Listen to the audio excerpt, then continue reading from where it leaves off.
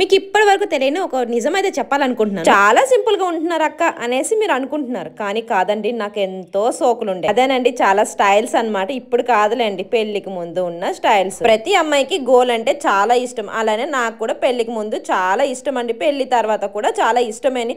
But ఏం చేస్తామండి, తప్పదు కదా, పెళ్లి అయిన తర్వాత పిల్లలు వస్తారు. పెళ్లికి ముందు 2 రోజులకు ఒక్కసారి అయితే నెయిల్ కలర్ అయితే మార్చుకుంటుండి చాలా పెద్దగా పెంచుకునేదాన్ని. నెయిల్స్ అంటే అంత పిచ్చండి, చాలా పొడవుగా పెంచుకునేదాన్ని, చక్కగా ఉంచుకునేదాన్ని. అదేంటో ఒక్కసారి పిల్లలు పుట్టాక ఆ గోల్ మీద ఉన్న పిచ్చంతా పోయిందండి. తప్పదు కదండి, పిల్లల కోసం మన ఇష్టాలన్నీ మార్చుకోవాల్సి అయితే వస్తుంది. ఎంతో ట్రై చేస్తుంటాను, ఒక్కోసారి గోల్ పెంచుకోవాలి, మంచిగా ఉంచుకోవాలి, నెయిల్ కలర్స్ మార్చుకోవాలనేసి, కానీ ఎప్పుడు అలా కుదరదండి. ఒక్కొక్కసారి ఒక్కొక్కరు హ్యాండ్ అయితే చూస్తుంటాను, ఎంత బాగా పెంచుకుంటారో, చక్కగా నెయిల్ కలర్స్ వేసుకుంటారో. అప్పుడు నాకు అనిపిస్తుంది నాకు కూడా ఉంటే బాగుంటుంది కదా అనేసి.